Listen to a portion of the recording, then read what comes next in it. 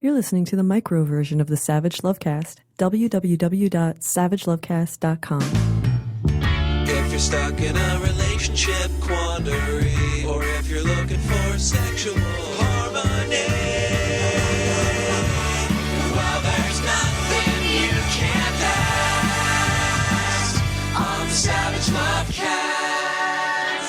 Lovecast. We have gay marriage here in the United States of America, as I think everyone is now aware, but we still have our religious idiots. Religious idiot of the day, conservative activist E.W. Jackson, who, friendly atheist, drew our attention to this.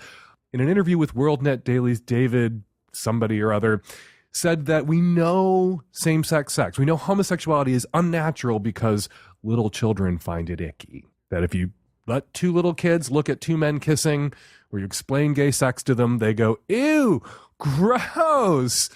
Of course, if you explain where babies come from to small children, daddy puts his penis in mommy's vagina and moves it around until something leaps out of it, and then that becomes you. Kids typically go, ew, gross. Rarely when you explain heterosexual sex and where babies come from to a small child, you get a reaction like, oh my goodness, doesn't that sound lovely? I'm looking forward to experiencing sweet, sweet heterosexual intercourse after marrying an opposite-sex partner who, like me, will be a virgin on our wedding day. Kids don't say that when you explain straight sex to them. They say, ick. Little kids, even the ones who grow up to be straight, they think sex, gay, straight, everything in between is completely gross and utterly disgusting, and, you know, they have a point. And if we're going to start declaring things unnatural because kids find them icky, then we're going to have to get the broccoli out of the supermarket. So, yeah, we still have our anti-gay religious idiots here in the United States, and we tolerate them. They're allowed to go on their little radio shows and say their very stupid things, and then free speech, we're allowed to critique the very stupid things they say on our little podcasts. And tolerance. I'm tolerating this religious bigot saying these stupid things, but I'm, of course, responding. In Australia, they have their anti-gay religious bigots too, who are all up in arms, and everyone's paying attention to every idiot thing they say right now because Australia is having a plebiscite on gay marriage. A plebiscite is a vote of sorts. It's a mail-in ballot, and everybody gets to say yes or no to same-sex marriage in Australia, where public opinion polls already show that same-sex marriage enjoys overwhelming popular support in the 70-80% range. But the cowardly shitbags who run the government in Australia won't just allow Parliament to have a vote on same-sex marriage. They are going to go hide behind this plebiscite. They're asking the public for its opinion, and it's non-binding. The public could vote 98% for same-sex marriage, and it doesn't then force the Australian government to enact it. It's not an up or down vote on legalizing same-sex marriage. It's just, how you feeling about same-sex marriage? Which is data that is already available to the douchebag, cowardly politicians who run Australia because public opinion polls. Australia is spending $158 million on this plebiscite. The ballots have been mailed to the public. They have until November 7th to get them back. And all of this money is being spent to basically recreate the data that already exists. It's a public poll, and public polling already exists. But they're having a vote, and it's bringing out Australia's conservative Christian crazies, one of whom, tennis legend Margaret Court, said today that gay people, same-sex couples, they want to destroy marriage, and not just marriage. If the plebiscite passes and if Australia legalizes same-sex marriage, there will be no Mother's Day, no Father's Day, no Easter, no Christmas. If only there was some way to test this theory of Margaret Court's and all these other crazy Australian anti-queer bigots. If only same-sex marriage was legal any place else. And we could see if they're still having Mother's Day, Father's Day, Easter, and Christmas in those places. Hey, wait, what was that? This just in, same-sex marriage legal in New Zealand, right next door. Also legal in Canada, fellow Commonwealth member, the United Kingdom, Spain, France, now Germany, the United States, the Netherlands, Sweden, lots of places same-sex marriage is legal. So this has been tested. We have test cases out there in the world available to these hysterical anti-queer bigots like Margaret Court in Australia that shows that not only does same-sex marriage not extinguish or destroy or end Christmas, but lots of same-sex couples, and you can dig into Instagram to find evidence of this, lots of married same-sex couples celebrate Christmas, put up fucking Christmas trees, have no interest in destroying marriage, wanting to be a part of marriage, but no interest also in ending Christmas necessarily. In my Instagram account, you can dig through and you will find evidence that Terry and I celebrate Christmas as a married same-sex couple. There's a lot of idiocy sloshing around right now. Familiar idiocy. That's what's so frustrating about following the news in Australia. It's like we have to have this argument again.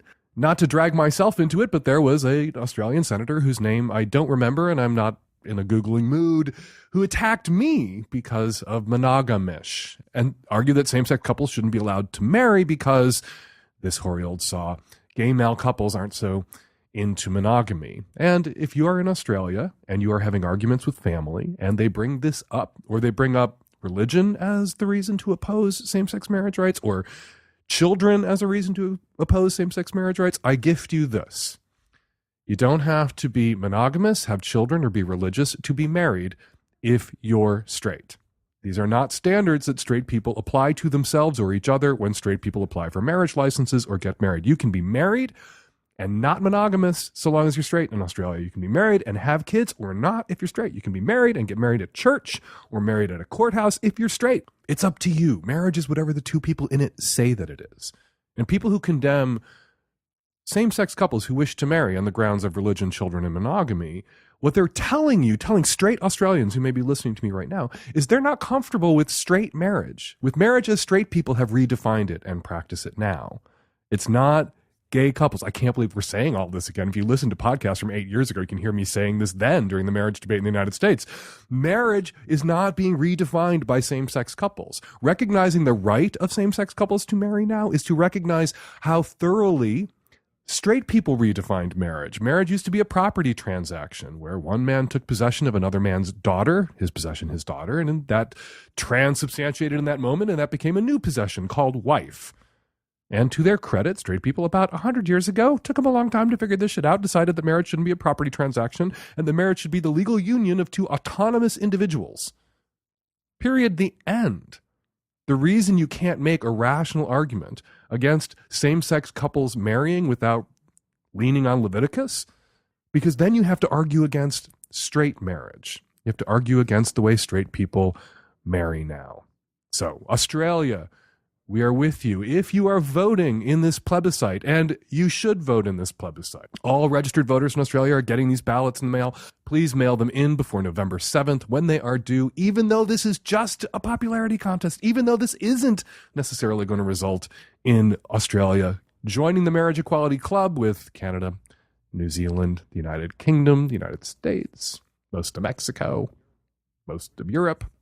But it's going to be hard for the Australian government, after wasting $158 million, to continue to oppose legalizing same-sex marriage if indeed the plebiscite comes in big for equality. As I know it will, as I trust it will, as it will if all Australians who support equality for all and the right to marry for all get their ballots in by November 7th. All right, coming up on today's show, on the micro free edition of the Savage Lovecast, tons of your Q and lots of my Big Fat A. And coming up on the Magnum subscription edition of the Savage Lovecast that you can subscribe to at savagelovecast.com, Mark Joseph Stern from Slate joins us to discuss anti-Semitism on the left. All that on today's show. This episode of the Savage Lovecast is sponsored by omgyes.com. It's a website dedicated to getting scientific truths out there about women's sexual pleasure. They've partnered with IU Kinsey researcher and frequent Savage Love and Lovecast guest expert Debbie Herbenek to do the first ever peer-reviewed published research about what feels good for women and why. OMGYes.com is like an encyclopedia of clitoral touching brought to life by women who swear by each technique. OMGYes is not a subscription. It's a one-time payment, like buying yourself a book that you own forever. And Savage Lovecast listeners can get a 10% discount if they go to omgyes.com/savage. This episode is brought to you by Squarespace. Squarespace is the easiest way to create a beautiful website, blog, or online store for you and your ideas. Squarespace features an elegant interface, beautiful templates, and incredible 24/7 customer support. Try Squarespace at squarespace.com and enter offer code SAVAGE at checkout to get 10% off.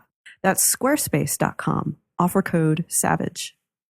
This episode of the Lovecast is brought to you by Zeal, the best way to find top local licensed and pre-screened massage therapists to come to your home anytime. Go to zeal.com and get $25 off your first massage by using the promo code SAVAGE at checkout. Hey, Dan, longtime listener. Thanks for what you do. I have a question. I am a straight mid-20s female, just started dating this awesome guy, but he is my first uncircumcised dick. Yeah, I feel like it's like mostly the same, but I was just wondering if you had any like tips, tricks, things I should know. I'm just kind of out of my element here, and you're obviously the one to ask. There's really not that much of a difference between being with a cut guy versus an uncut guy. There's a little bit more skin. You may need to use a little bit less lube. There's kind of a built-in masturbation sleeve on an uncut dick. You can grip the skin and move it up and down the shaft, including the foreskin. If there's a problem with this foreskin, if it doesn't fully retract, that is an issue he needs to take up with his urologist. But otherwise, he'll get an erection. You can or should be able to roll the foreskin fully back and expose the glands. Guys who are uncut, typically the glands, the head of the cock, a little bit more sensitive since it's wrapped up all the time. It's not rattling around inside their underpants for however many years this person has been alive, unprotected, scraping against the sandpapery cotton. So yeah, uncut guys tend to be a little bit more sensitive. You may not be able to use your raspy cat tongue attachment for your Hitachi magic wand or whatever on that, but otherwise it functions pretty much the same way a cut dick functions. And as always, if you have questions about somebody's junk, how it works, how they like it to be handled or touched or stroked or prodded or poked or licked, you should ask them. I can give you some general pointers, a little bit of general guidance, but the expert on that uncut dick that you are going to be climbing on top of is the guy attached to it. Just like the expert on your pussy is you, and men should err on the side, and women and non-binaries err on the side of inquiring of their female partners, what works for them, what feels good, what doesn't feel good. You should make the same good faith effort with your male partner. Want to know best practices for his dick? Ask him. Hi, Dan. This is a purely empirical question. I was having a conversation the other night with a friend who is a high school teacher, and she was commenting on the number of her students who show up to class with hickeys on their necks, which led us into this discussion about the fact that we all remember giving and getting hickeys in high school, but as far as I know, it's a behavior that seems to stop abruptly right around age 18, 19, and we're trying to figure out why. Like, there doesn't seem to be a kink community out there devoted to the hickey, and it's a sexual behavior that seems to come instinctively to younger people. So you'd think that there would still be people, adults, who'd be into this, wildly into it, and maybe we're missing something, but there doesn't seem to be. So the question is, first of all, are we wrong? Are there whole fetish communities really, really into the hickey, the art of the hickey? And if we're not wrong, then the question is, why does this seem to stop so abruptly, besides the fact that it would be visible at work? You know what I mean, around age 18, 19, 20. Thanks, bye. The visibility of the hickey is, of course, the point of the hickey for a young person. It is a signal, it's a sexual signal that says, I am doing this, I am having the sex, the least neck-gnawing section of the sex. I'm desirable, I am desired, I have a partner, I have what perhaps you don't have. It's a signal sent to other classmates in the high school environment about your sexual and social success. And then you outgrow the need to send those sorts of signals because you reach a stage, you reach an age, 18-ish, where you can just assume that most everyone is sexually active. At 15, 16, 17, that assumption doesn't fly. Most people aren't sexually active. So those who are, and who are proud of it, want to put up the hickey bat signal and let everybody know that they're getting it. They're getting their necks gnawed, if nothing else. And people don't need to do that once they're in college because everybody, in theory at least, is presumed to be getting it. That said, if a thing exists, someone somewhere is masturbating about it right now. I'm sure if you went to Tumblr and started to dig around the Tumblr porn wormholes, you will eventually find a Tumblr page run by an adult that is dedicated to the hickey. Somewhere, someone somewhere is jacking off about that. But there doesn't seem to be a large hickey fetish community or a prominent one, and you don't see a lot of hickeys at fetish parties or play parties or kink events. But you do see people who are into bruising. There are people out there who are into impact play, and they can be very proud of their bruises and like to show them off. Those bruises typically aren't on the neck and aren't created with the mouth. A newly published study from omgyes.com and researcher Debbie Herbenick shows that while 17% of women orgasm from penetration without clitoral stimulation, 4 times as many women orgasm if you add clitoral stimulation. You might know that if you're a listener. We've talked about that a lot. Women need stimulation in addition to penetration. Most women, in order to come. This is new research, new data that puts new numbers on that. We used to say 25% of women could come from penetration alone. Now we know that's even less, lower, 17%, just 17%. That's one of the amazing things you can learn at omgyes.com. You can also learn about edging, consistency, surprise, multiple orgasms, techniques like orbiting the clit, the ways in which you can pleasure. All of this really great info, scientifically sound, peer-reviewed, published research is available to you at omgyes.com. So if you have a clit, or love someone that does, you will want to send them to this site. You will want to join this site. OMGS seeks to counteract the prevalent misinformation about sex that needs to be corrected and can only be corrected by empirical facts. They do scientific studies about sexual pleasure in partnership with researchers at Indiana University and the Kinsey Institute, then publish their findings in academic journals and on omgs.com. There you can get the distilled wisdom of thousands of women through videos that feel like hanging out with funny friends. See for yourself. You don't have to take my word for it. Explore new scientific findings about sex and hang out with your new funny friends and get 10% off OMGYes by going to omgyes.com/savage. That's omgyes.com/savage for 10% off. Hi, Dan. I'm a 24-year-old female living in the Bay Area, and I had a question about being catcalled. I'm fairly attractive, and I get my fair share of catcalling like many women, but the other day I experienced something that made me significantly more uncomfortable than usual. I was walking in my local park trail wearing tank top and fairly short running shorts, but nothing too risque, when I passed by a group of rough, older-looking gentlemen sitting around a picnic bench, and as I passed by, the normal catcalling started. However, out of the corner of my eye, I noticed one of them take out his cell phone and he began to snap pictures of me. I could tell he was taking pictures because of the snap sound that his phone made. So my question is, what does a woman do in this situation? I was too nervous for my safety to confront them. So what other options do I have? And also, is this a thing? Unfortunately, this is certainly a thing, definitely a thing. Asshole dudes in public feeling entitled to catcall or ogle or even take photographs of women. These asshole dudes, I wouldn't describe them as gentlemen, which is the term of art you picked, but these asshole dudes are out there. And what should you do when you encounter them?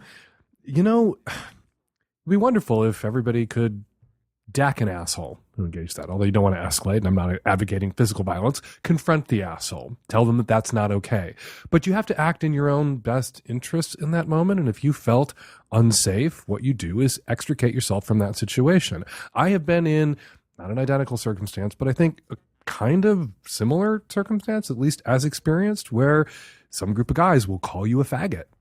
And you have to decide in the moment, am I going to stick up for myself? Am I going to push back? Am I going to flip that person off? Am I going to yell at that person, which could potentially make matters worse for me? Or am I going to ignore that asshole and keep on running or walking or going wherever the fuck that I was going? And there have been times when I have decided to confront people, when I have pushed back hard. And there have been times when I went, you know what? There's 8 of them and 1 of me, and today's not the day. Or there's 6 of them and 2 of us, and I don't feel like risking your life just because I would like to go deck that guy. So we're going to walk on by. So I don't think that you have betrayed your gender, and I don't think you have failed feminism if you don't get in someone's face at a moment like that. I think you have to protect yourself first and foremost. But if you can confront someone who engages in those sorts of behaviors, I think it's a good idea to do it.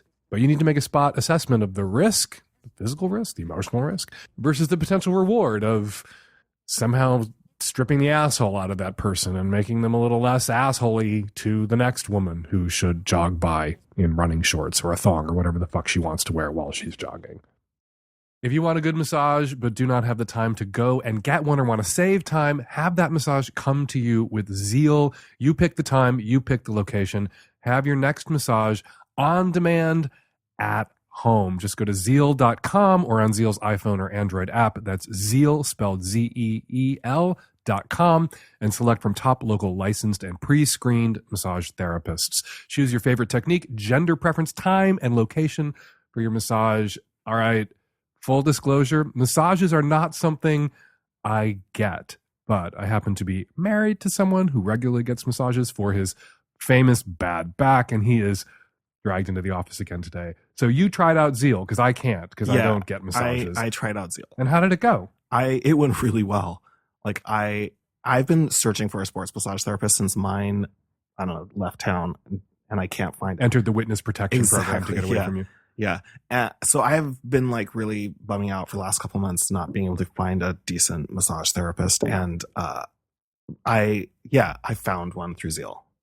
And so how does the process work for people who are like, you get somebody just shows up at your house to give you a massage? That's going to be off-putting for some people, but it was easy. You download the app or you sign up online at Zeal.com, ZEEL.com. And it was totally easy. The application process was totally easy. And there's a whole also screening process they do where you send in either like a copy of your driver's license front and back or your social security number. I chose driver's license. So you're screened. So the massage therapist is safe. And the massage therapists are screened. And the massage therapists are screened. So the massage clients are safe. Yes. I chose a male massage therapist because I just prefer a male massage therapist. I chose what kind of massage I wanted, which was deep tissue sports massage, because that's what I have to get for, I exercise a lot and have back issues. He came, he was on time. He set up his table in our back room. There was plenty of space for him to work. He was totally professional. He knew exactly what was going on with my body. But this wasn't like some third-rate masseuse who couldn't get a job at a massage clinic. No, this was somebody good. This was this was somebody really good. He was totally professional, knew what he was doing, absolutely worked every muscle group that I asked him to work. He didn't do anything extraneous. I didn't say like, I'd like work on my back, and then he started working on my hands or something. He was very like attuned to like exactly what I wanted. And I just found the process like easy and amazing. Sounds like the process was easy. Sounds like the massage was amazing. And if you need an easy, amazing massage 7 days a week, 365 days a year, a Zeal massage therapist can be at your door in as little as an hour. Privacy, convenience, quality, and comfort. That's what you get with your massage on demand with Zeal. So the scheduling and the booking was easy. You paid through the app and you don't have to tip. No, you tip through the app. And the other cool thing is the app tells you exactly how much the massage therapist is being paid. So you don't have to worry about exploiting the massage. No, absolutely. So like, I felt like, oh, that's an absolutely fair wage for like the awesome massage I just got. Don't wait all week for a massage appointment at a spa when Zeal can come to you right away. Bring the spa to you and try Zeal today. Really, today, they're on demand. If you're the kind of person who gets massages, like my husband. You don't have to try it if you're not the kind of person who gets massages, like me. But if you are the kind of person who gets massages, Zeal is a great way to get one and a convenient way to get one. The massage of your life in your own home with Zeal. To help get you started, our listeners can get $25 off their first massage by using the promo code SAVAGE at checkout. And it gets better. Sign up for Zeal's massage membership and get 20% off all your massages, plus a free massage table and sheet set. That's a $380 value, yours free. There's no initiation fee to join the membership, just a great additional savings on top of the $25 discount you're going to get when you use the promo code SAVAGE. So go to Zeal, spelled ZEEL.com, or on Zeal's iPhone or Android app, and then make sure to click Add Promo Code at checkout to use my code SAVAGE and get $25 off your first in-home, on-demand massage. Hey, Dan. I am a 49-year-old gay guy, married guy, living in the South. And just recently, this past weekend, in fact, I traveled to a neighboring state to watch the eclipse happen. And it was very cool. But while I was there, my husband and I were walking down the street in a kind of medium-sized college town, right next door to the state that this college town is in. They recently passed and then repealed parts of a bathroom bill. So that's kind of the area where we're talking about. Anyway, it's a college town, and it was time for the kids to come back to class, back to school. So it was move-in weekend. And as my husband and I walked down the street, we passed by a young couple, male couple, holding hands. And behind them was, we believe they're one of their fathers, older gentleman who was, kind of walking behind. And it was kind of an unremarkable moment. These two guys walking down the street, it wasn't the gayborhood or anything like that. It was just part of town. And I felt like I needed to acknowledge them in some way. I wanted to give them a thumbs up or something like that. But then I thought, why draw attention to it? It should be normal. It should be cool. It should be no big deal. But I felt like it was a big deal, especially in this town, in this city, in this part of town. I don't know. Should I have acknowledged it in some way? Should I have just let it go like I did? Maybe I should have reached over and grabbed my husband's hand as we walked past just to let them know we're in solidarity with you guys. Or I just felt it was a really nice moment, and I really wanted to acknowledge it, because even in this day and age, to see two guys holding hands is still a little bit rare, especially in that part of the world, in the southern United States. And so, I don't know, did I do the right thing by not acknowledging? Would it have been weird if I did acknowledge these two guys holding hands? The dilemma here is if you should, smile at them or tell them right fucking on, nice to see, hey, good on your dad. You could, in that moment, make what had been on their part, hopefully, and this is the world we all want to live in, an unself-conscious gesture, taking each other's hand. You could make them very terribly conscious of that gesture and maybe spoil the unself-conscious aspect of it, which is the world we want to live in, where it is literally no big deal, where no dude who's dating a dude or no woman who's dating a woman hesitates to take their boyfriend or girlfriend's hand in public because it's no big thing. But we don't live in that world, and it is a thing. And while it shouldn't be a big deal, it almost always is. There's almost always that moment's hesitation, that moment's self-consciousness where someone in a same-sex relationship scopes the environment, takes a quick look around to make sure that there isn't an alt-right, white supremacist Nazi march coming up the other side of the street or whatever it is that you fear it might be. And so I think you could have risked a smile and a nod at them as a gay couple, as their future husbands, potentially, perhaps. And it wouldn't have ruined the unself-conscious, no big deal-ishness of the moment, because I promise you that there was, to some extent, to some degree, hopefully a small and diminishing degree with younger generations of queers, there was a moment's self-consciousness before they took each other's hand. And some subtle communication from you in that environment, and some subtle communication from a stranger in that environment, that not only wasn't the gesture offensive, but that you were touched by it. I think that would have been welcome. It would have helped bring us all a little bit closer to that world we want to live in, where it is no big deal, where people aren't self-conscious about taking the hand of their same-sex partner in public. That said, you have acknowledged it. This call acknowledges it. So even if in the moment you see something like that in public and you don't want to spoil it for them by making them more self-conscious, sharing the story with your friends, sharing the story as you just did on this show, is a way of bank shot acknowledging them and their bravery and what they were doing and how they were living their lives and how everyone should be free to live their lives. So you didn't acknowledge it in the moment, but you have acknowledged it. And their small gesture touched you, and you have, in a sense, paid it forward, as the saying goes, by calling in and sharing the story. And I'm sure you've also shared the story with your friends and with your family. So they threw a stone into the pond and created a ripple with your help that continues to spread. Hey, y'all, it's Nancy. Have you ever had an idea that you knew needed a website, but you thought, I can't build a website. Do I look like some kind of computer wizard to you? Well, Squarespace makes it so easy to crank out a beautiful, professional-looking website or blog or even an online store. They have templates that were created by world-class designers, so you just plop them in there and blam, it looks good.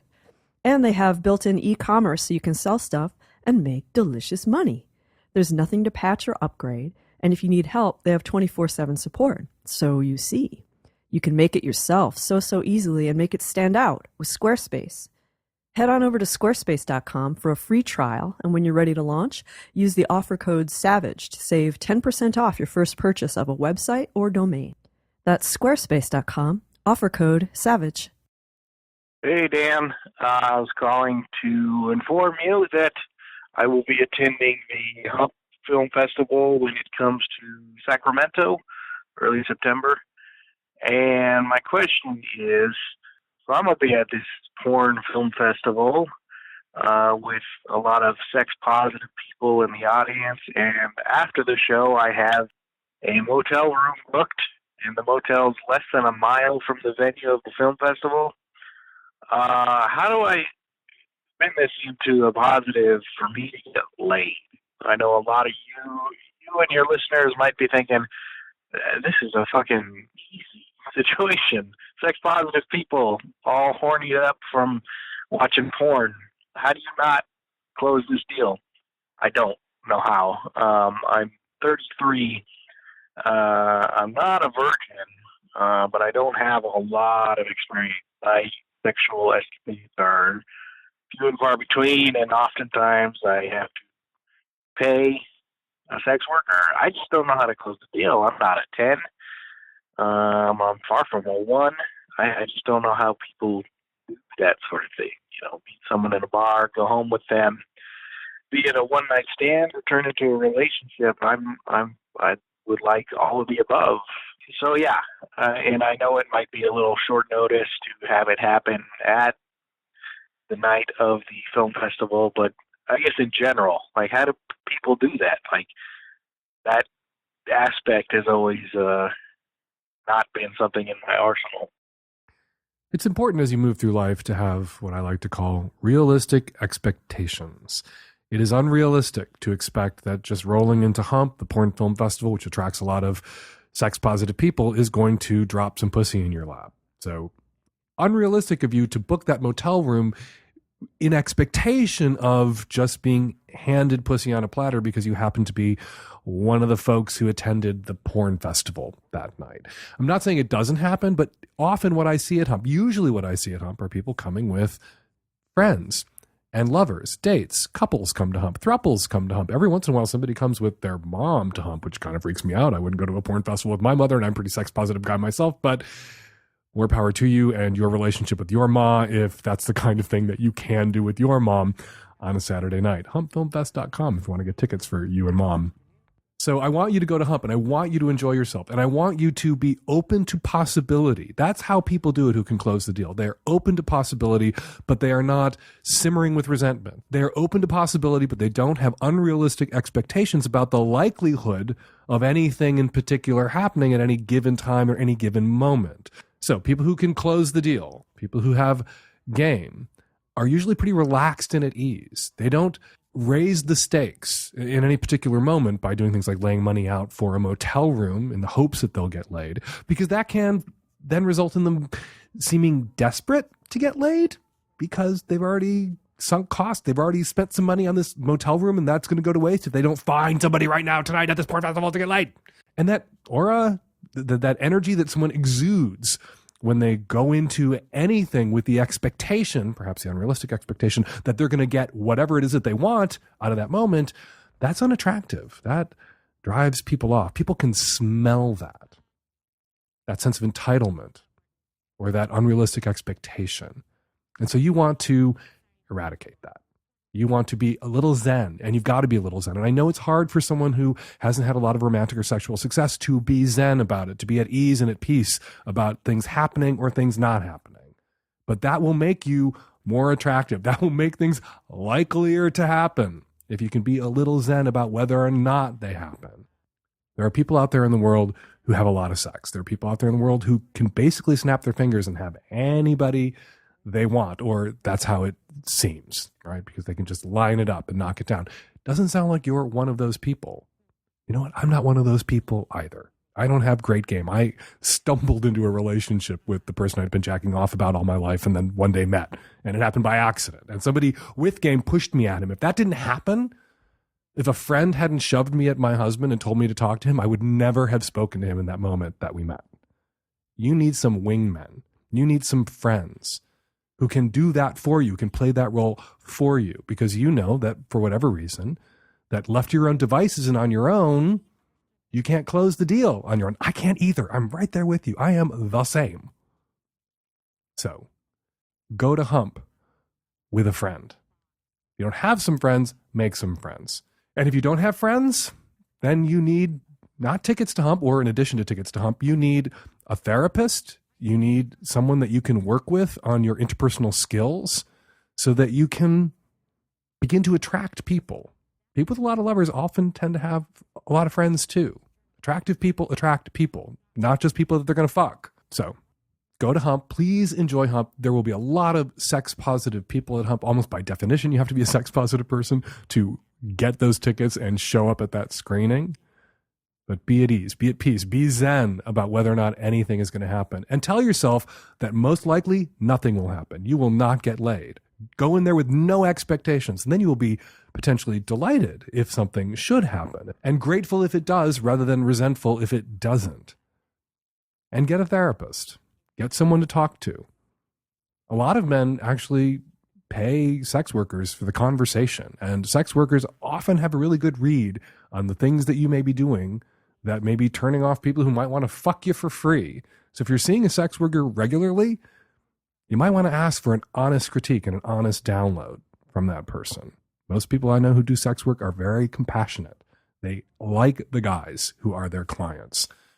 I know a lot of sex workers who've helped guys who are their clients transition from only being able to get laid when they paid for it to being able to get laid without having to pay for it, by being not just their sexual outlet, but by being their therapist. So enjoy Hump. Be open to possibility. Don't have unrealistic expectations. Don't be desperate. Don't be resentful, and get help. Hi, Dan. I'm a 27-year-old gay male, and I have been in a monogamous relationship for a year with someone who I really thought I was going to marry and spend my life with. And I just found out that he has been blowing guys in steam rooms this whole time. And the irony here is that all along I said I was open to open relationships, and I multiple times tried to have conversations about what that would look like and what we would do, what we wouldn't do, what would be okay with, what we wouldn't. And at no point did he ever mention that he was sleeping with other people throughout this entire time. And I'm really having a hard time wrapping my brain around it. What does that mean? I mean, how does someone who's presented the option of an open relationship just continue to lie through their teeth? What does that even look like? How do you reconcile that? You ask why someone who, an open relationship, an honest and ethical open relationship was on the table, why that person would do what your boyfriend was doing. And the answer is because he wanted to do what he wanted to do. He didn't want to negotiate with you about what he was allowed to do or not allowed to do, because blowing guys in saunas appears to be his jam. And what if that wasn't okay with you? Yeah, no, I mean, that's honestly was my greatest fear, was like that he just kind of was selfish about it and wanted to do something instead of having an honest conversation. And so now that you're having a conversation about what he's been up to, and I'm curious how you found out what he'd been up to. How did that happen? An STI, which we actually think it's one of the ones that shows up, can come back after a period of time. Mm-hmm. So it's highly possible that this actually didn't come from that, especially where I found a bump on his ass, and then I found one on my dick a couple weeks later. And if that's all he's doing in a steam room, that really wouldn't make sense of why that was there. The genital wart. You're sexually active gay men in your late 20s. Right. So the odds that you both have been exposed to HPV over the course of your life are very high. Are very, very high. And so we don't want to, we don't want to be slut-shaming, irrational infants about this. It seems like, absolutely not. By my reading, this sexually transmitted infection would seem to be unrelated to your boyfriend's activities in the sauna if they were limited to what he described. And even if they weren't limited to what he described, it's probably unlikely that there's a cause and effect here that can be established or even exists. Right. Not the greatest way to explain to your boyfriend that this is what's been happening or something you would like. It's interesting that your boyfriend took the opportunity of this sexually transmitted infection, which could be unrelated to his activities, to come clean with you about what he'd been up to. Well, I mean, what happened was we didn't have sex the night, when he'd been out of town, he came back, we didn't have sex the night before. And then we woke up in the morning and he just like got up and walked into the shower. And then I was like, and he just kind of tried to pretend like nothing was weird about that. I walked into the shower like, is there something you want to tell me? Because it doesn't really feel like you're just running late for a meeting or you have to be somewhere. It feels like you're avoiding something right now. So I kind of forced the hand a little bit. And that's when he revealed to you he had a wart on his butt and you had a wart on your dick? No, I had seen those. So so the full story is I had found them. I had texted him and said, hey, I found this bump and I had seen one on you. I think we should both get them looked at. Because in the moment, you're kind of just like, I don't know, this could be anything. It could just be a pimple. It could be something. And then, you know, when it wasn't going away, I was like, both of these things are probably HPV. More than that. Right. Right. But how in this conversation about HPV did the whole sauna games come out? Well, so at the start of this relationship, I had said, you know, we talked about what our terms were. And I had said, I don't really care if you make out with someone in a bar every once in a while. I don't care if you give a hand job in the steam room every once in a while. And I had assumed, potentially wrongfully so, that was the start of a conversation. And I think he took that as blanket permission. And so in the shower, when we were talking about all this, he was like, well, you know how you said I was okay if I could do that? Well, I've been doing that, and I've also been blowing guys in the steam room. And I was like, I had no idea what was going on. Thought we were going to talk about it. And he thought you had talked about it. No, I think he knew that was wrong. We had like one brief conversation that I said, this is sort of something, because we've had a number of conversations where we've talked about monogamy isn't something we want in the end game.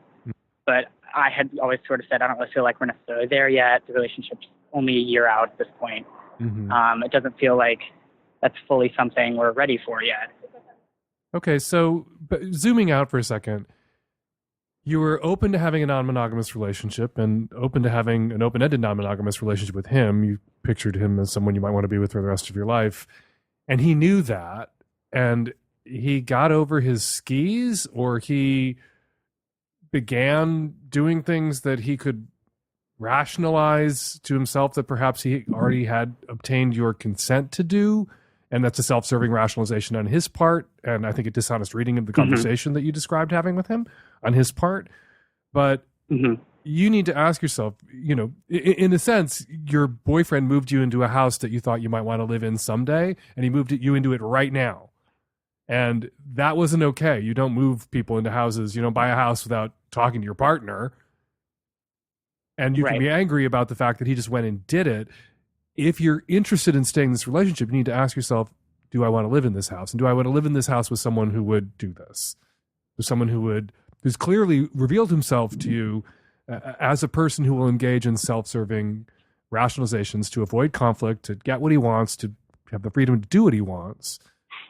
And you're in a position to assess whether, you know, about how remorseful he is, about, you know, these conversations that you're having now that it's all on the table, about whether or not you think you can trust him going forward. Trust him with your physical safety, your emotional safety, your sexual safety.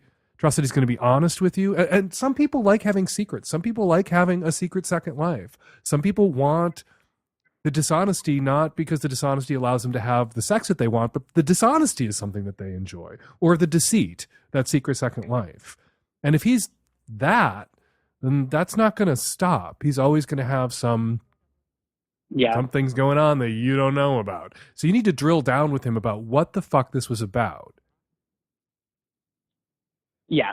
And what motivated? I mean, the other thing too is like, I had also found out that he had Grindr on his phone and had promised that it was just talking.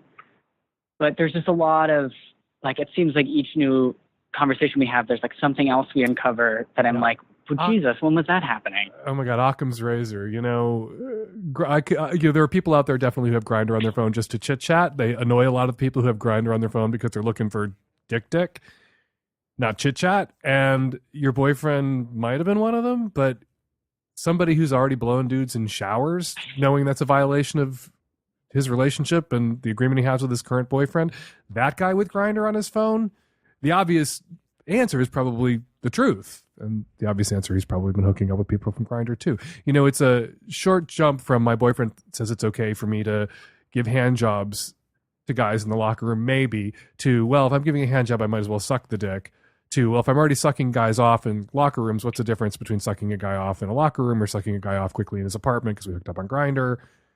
Like, there's the steps in this rationalization process that have allowed probably him to do much, much more than you are comfortable with. And he hasn't been honest with you. That's what I would encourage you to go drill down with him about. Is part of the turn on the dishonesty? And I think it might be. And the secret second life, and me being an idiot and a fool, and you getting away with things. And for some people, that's it. There are people in relationships who don't mind that their partner has secrets and kind of enjoy the fact that their partner is a mystery to them, or maybe doing more than they're aware of and are kind of aroused by it. You're not that guy. There are guys out there who might enjoy having for a boyfriend a dude who has secrets.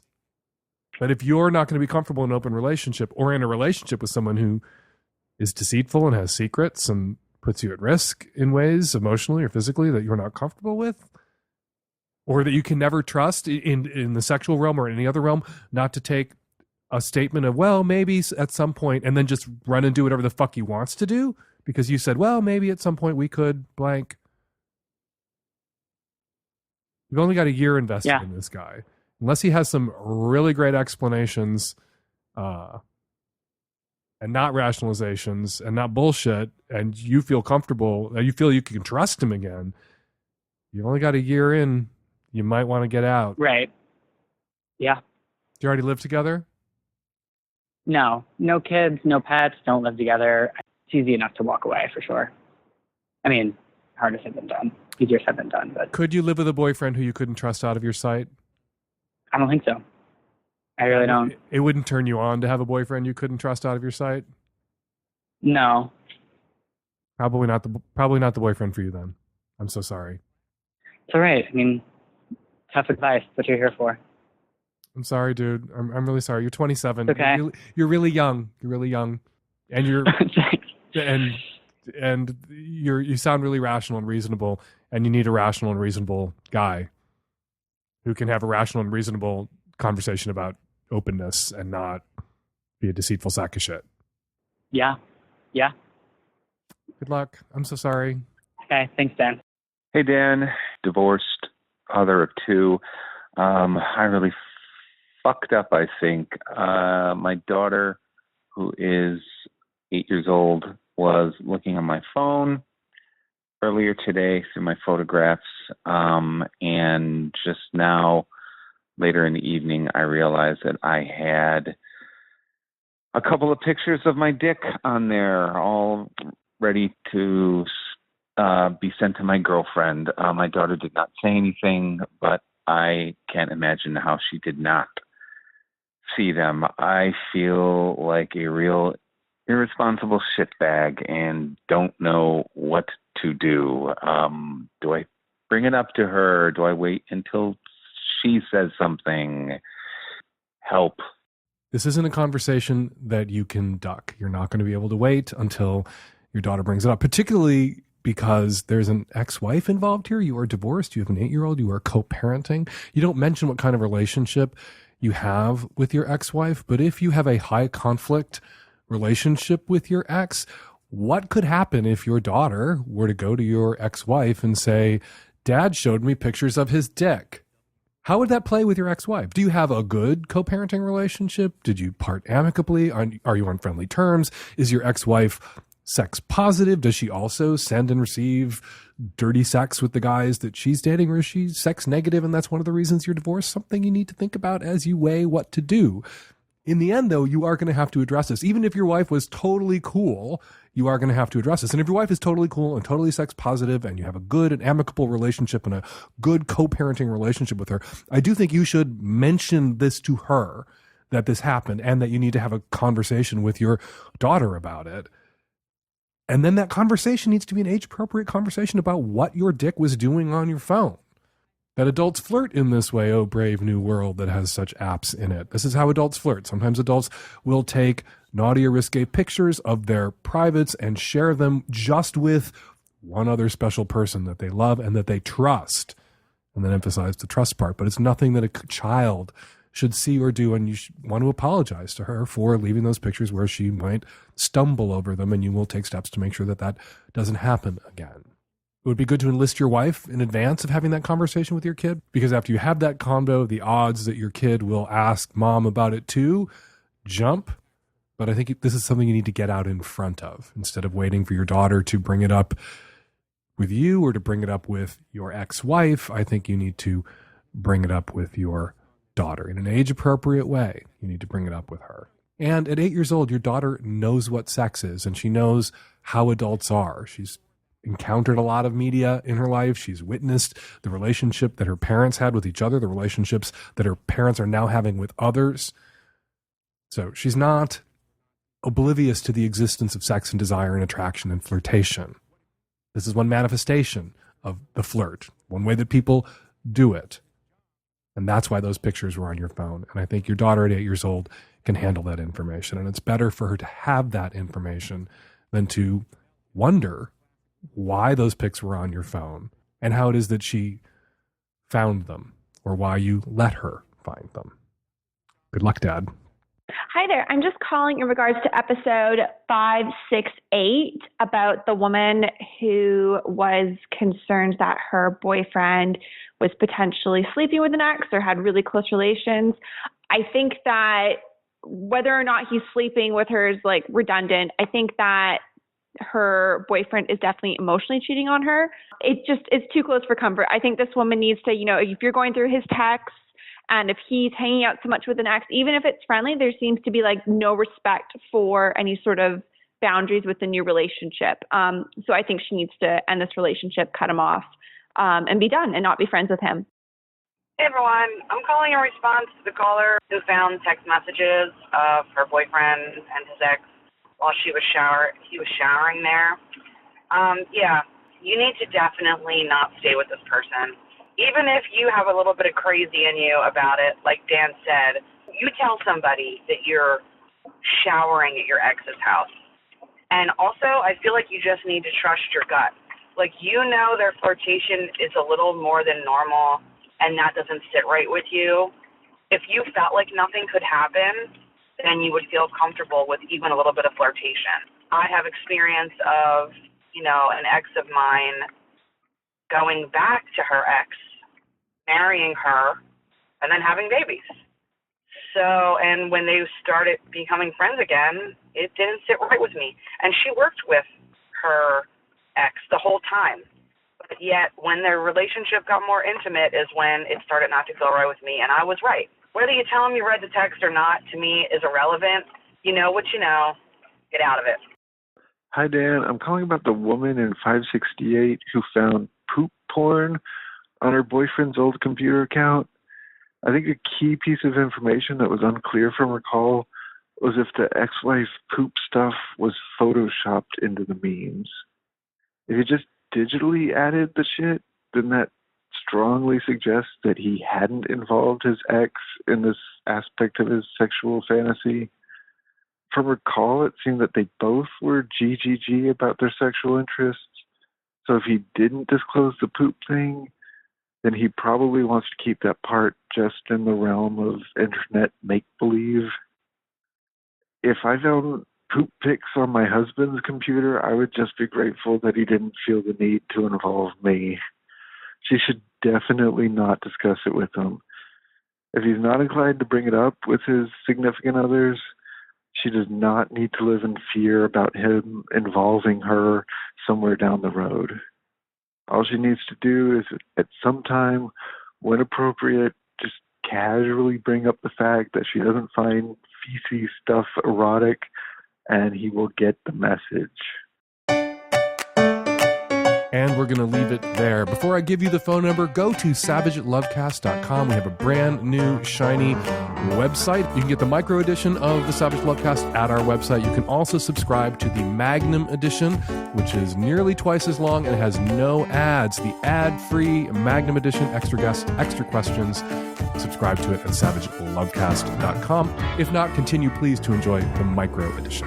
All right, 206-302-2064 is the number here at the Savage Lovecast. If you'd like to record a question or a comment, and we love your comments for a future show, give us a buzz, 206-302-2064. Tickets are on sale now for the Hump Film Fest in Seattle and Portland. These are the voting screenings where audiences get to pick the best of Hump. If you're in Seattle or Portland or want to vote on the best of Hump this year, get your ass to Seattle and Portland. Go to humpfilmfest.com for tickets. Follow me on Twitter at FakeDanSavage. Follow Mark Joseph Stern on Twitter at MJS_DC. The Savage Lovecast is produced every week by Nancy Hartunian and me and the tech-savvy at-risk youth. I'll be back at you next week with an installment of the Savage Lovecast. Thanks for joining.